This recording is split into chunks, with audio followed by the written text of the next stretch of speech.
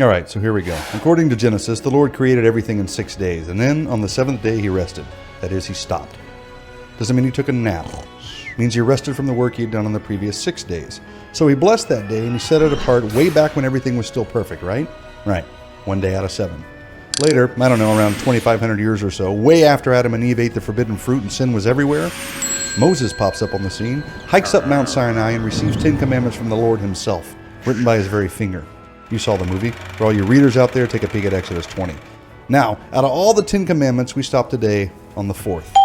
Remember the Sabbath to keep it holy.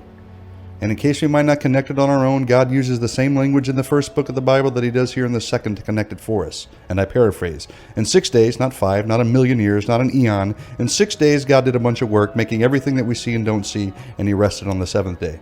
Therefore he blessed it and made it holy. He set it apart. 1 day out of 7. So we got 10 commandments. We got 8 don'ts and 2 do's. But inside one of the do's is a don't, this 4th commandment. The do is to remember the Sabbath by keeping it holy. And the way to keep it holy is the don't. Don't work. Or more accurate to its intent, put aside the normal work you do on the previous 6 days and make this day different. 1 day out of 7. Okay, so let's leap forward about 1,500 years or so to Mark chapter 2. And you'll see that Jesus says, quite frankly, man wasn't made for the Sabbath, but Sabbath was made for the man.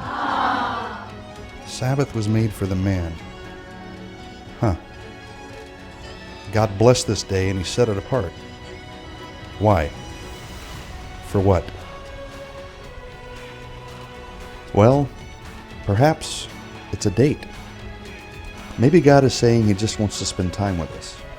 Yeah, he created us to do all kinds of things and have friends and family and live our lives, but maybe he's saying he'd like to spend time with us too. Now, he knows we're busy. That's why he gave us 7 days. 6 days to do all the things that we have to do. And 1 day to spend with him. 1 day out of 7.